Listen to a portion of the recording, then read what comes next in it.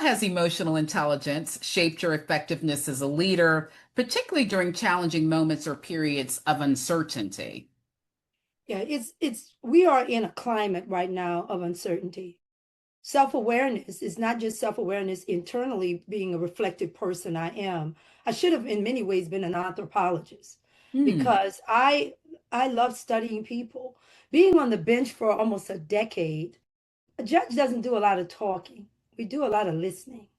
And I'm a listener anyway, because have a compassionate heart. That's from being a pastor. So with all the different things I've done, it's equipped me to try to meet people where they are, try to understand people as best as I can. You can start to see some patterns after a while. We are in a very volatile climate right now. So you know that people are bringing a great deal of their anxieties that have nothing to do with us personally Sure. when they engage with us. Like you just made a very good point about fear.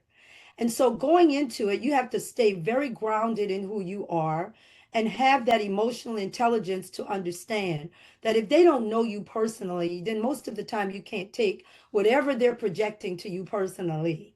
I'm not saying that it's easy. I always have these moments when, like when the lady did that to me, I just thought, bless her heart. It's like you're doing the very best you can. And I have to be honest, a lot of times we attribute a lot of intelligence to people when it's ignorance. They just really don't Absolutely. know. Well They said. just don't know. We don't want to use those words, but they're ignorant. They just That's the don't know. reality. They Yeah, don't understand what to say and how to say. But I think right now, understanding the climate, we are in a very divided country. We're in a divided country where corporations are struggling themselves. Not the billionaires are doing well, but we're in a situation culturally where everybody's just holding their breath yes, and just hoping to get by.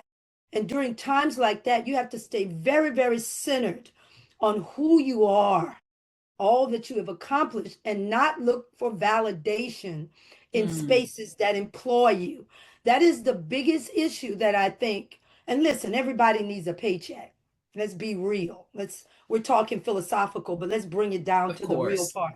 Now, we want to feel safe and we want stability, particularly women. That's a big thing for us, and men too. Heads of households where there are men, and then heads of households where there are women. And that brings a sense of anxiety. You're perplexed, particularly when you know that you are experienced and highly educated and the one for the job. Sure. And you're dealing with people who don't have your educational experience, who for whatever reason just the only power that they feel is somehow believing that they have power over you. Absolutely. And that can be a challenging situation.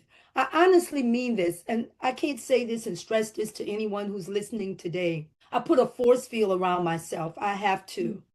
That force field means that every time I'm in an environment, and it was hard, think about it. I had to have over 500,000 people decide to vote for me, right?